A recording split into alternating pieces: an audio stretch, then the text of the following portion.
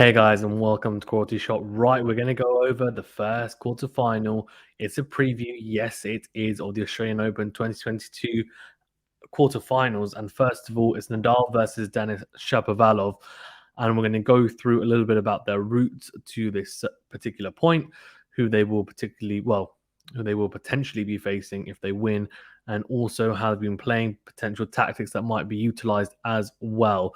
So I'll share my screen in a second to go through their routes to this point in time in the quarterfinals. Of course, two lefties, two very exciting players as well, going head to head. It should be a very interesting matchup. Experience versus youth.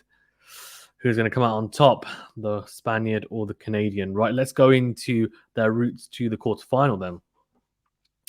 So as you can see for Denis Shapovalov, he's had a relatively interesting route. He beat Zverev in the first round in 4 sets. He's actually struggled, apart from the last match, which you would have expected him to have had the most problems with.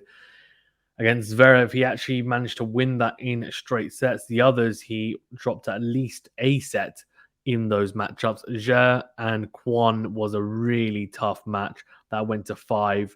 Opelka, he did it in 4 sets, started to return a bit better there. Opelka, obviously a very good big server. And that probably helped him when it came to Zverev, who didn't have a particularly good day at the office, but Shapovalov looking a bit sharper, especially on the return. There's a couple of question marks, or have been a couple of question marks around his return in not just in this tournament, but for his career, to be honest with you, and definitely an area of improvement. But it seems to have improved somewhat as the tournament has gone on. Nadal isn't as big a server as Zverev or Opelka, so that's the big plus for Shapovalov. Let's go into Nadal's route to the final, or to the quarterfinal, sorry, even.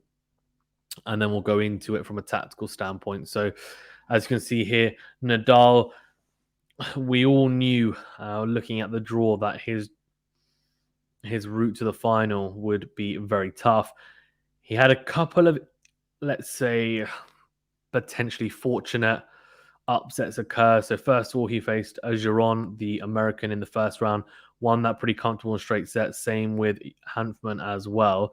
Khachanov, again, pretty comfortable apart from that one set where he dropped his level a huge amount. He started returning from a huge distance behind the baseline for absolutely no reason. It was bizarre after he'd been returning Khachanov's second serve from the baseline, actually, which you don't see much from Rafa, but it just helped him step in and actually get into the point a lot quicker and easier, and managed to hit more depth on his returns. As soon as he started standing very far back, he struggled a huge amount against Khachanov and ended up losing that set. He reverted back to what he was doing in the first 2 sets and went on to win that in 4. Mannarino versus Nadal, and a lefty for Nadal. So in a way, someone mentioned in the chat for the live stream that we did earlier on today that Nadal has had a bit of practice against the left-hander in Mannarino, so that will help him against Shapovalov. And yes, that is a very good point, and I think obviously, is definitely an advantage for Nadal.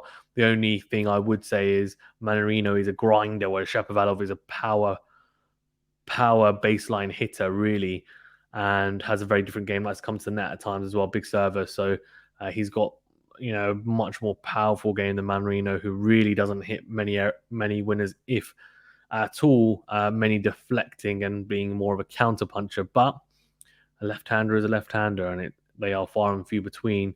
So it's definitely a plus for Nadal. And then if we look at it from a more, I would like to look at it from a tactical point of view, because both being left-handers, you think, okay, well, they lose a little bit of that advantage of being able to whip that forehand cross-court, especially Nadal, who generates huge topspin and whips it to the backhand side off the court, really, by the way that he ends up whipping it. However, in saying that, I think it does also then help the backhand side, because you go backhand cross court to the backhand of your opponent. So overall, I don't think it's a horrific issue, to be fair. Looking at the head-to-head, it's 3-1 Obviously, that match that Shapovalov played against Rafa Nadal at the Mubadala Tennis Championships in Dubai won't count because that was an exhibition. Shapovalov won the deciding tiebreaker after it was 1-all. In terms of the most recent matches, so they hadn't played since 2019 until last year, where they played at the ATP Masters in Rome. Nadal won that 3-6, 6-4, 7-6. So actually, Shapovalov managed to take a set off him in the first set, which is very, very interesting. Very, very interesting.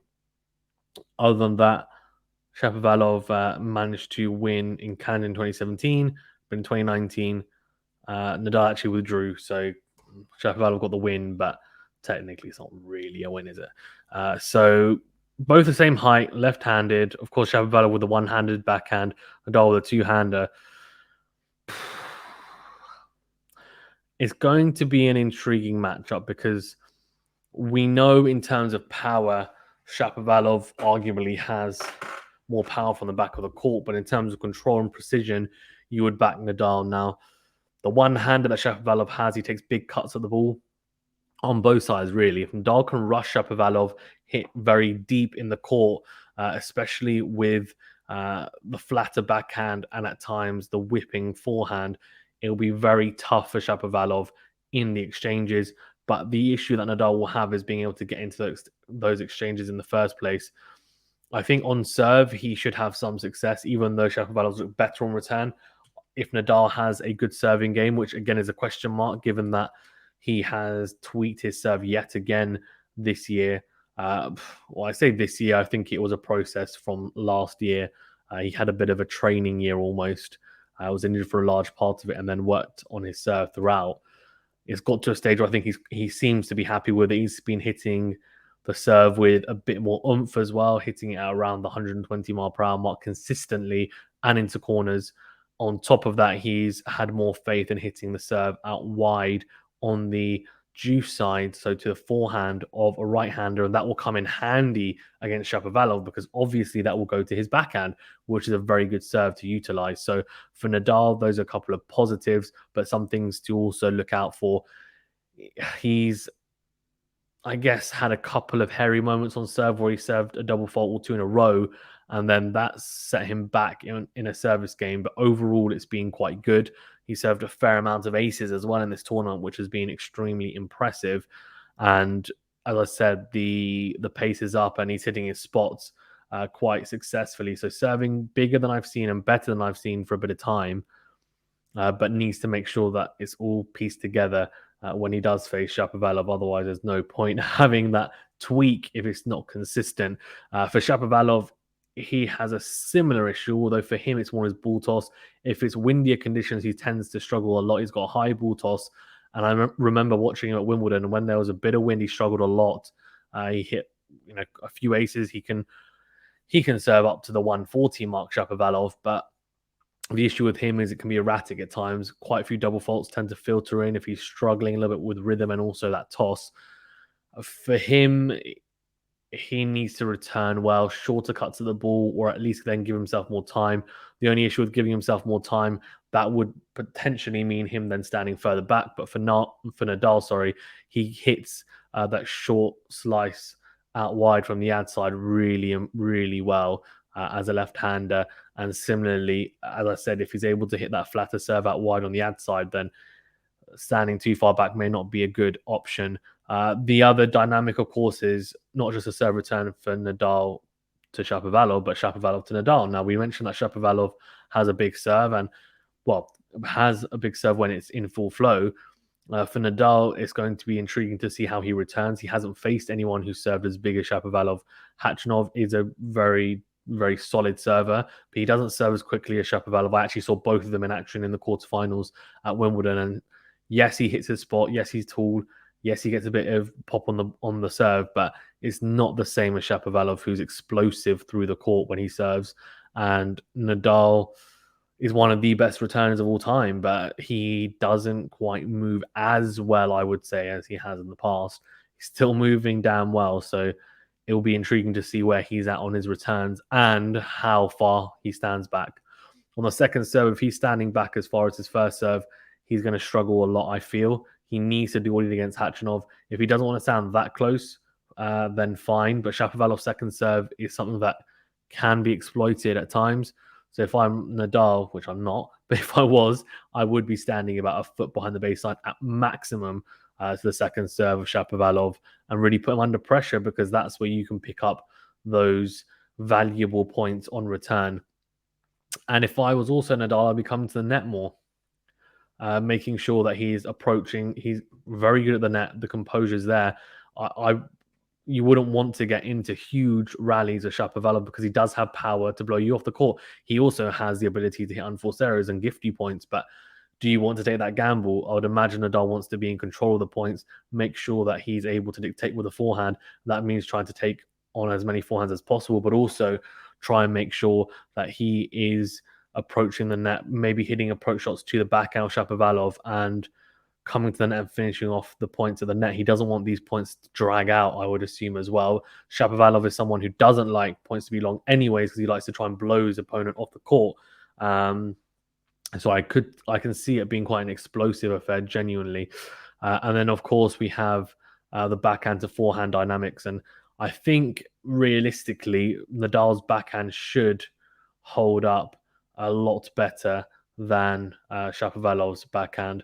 Realistically, the backhand to backhand exchange as well, cross court, Nadal should have the better of that exchange. Forehand to forehand, ironically, Nadal has one of the best forehands on tour and ever, potentially, but Shapovalov's forehand is so potent that potentially that's something that he might get slightly more success in the forehand to forehand exchange than backhand to backhand, honestly, just because Shapovalov's backhand is big, but it's not particularly solid, whereas Nadal's backhand is very solid. He also utilizes the slice well.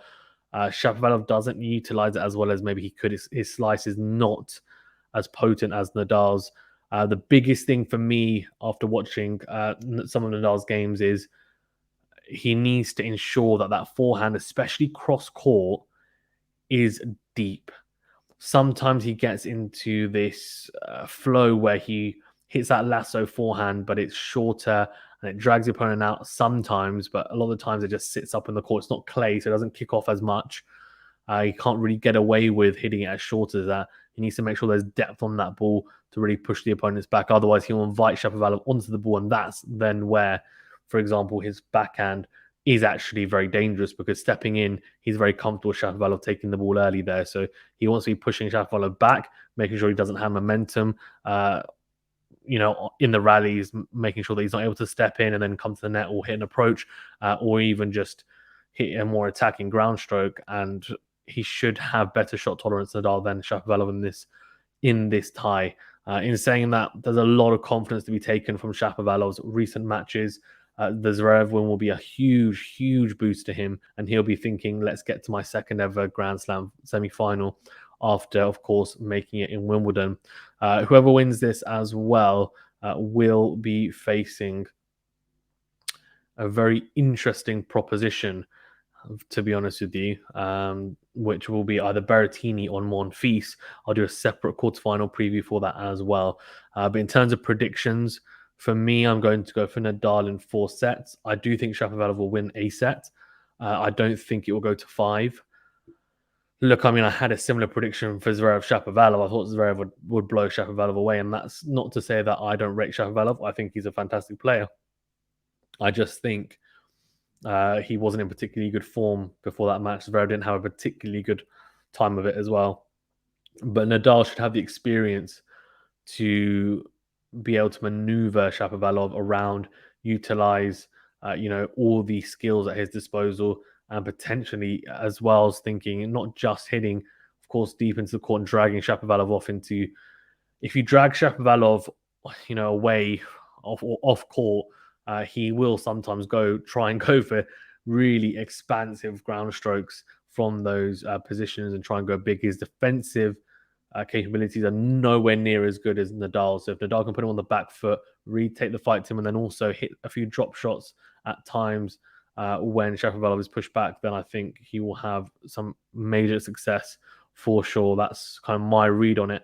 For Shapovalov, I think he needs to make sure his forehand is very consistent. and the backhand as well is not inconsistent whatsoever.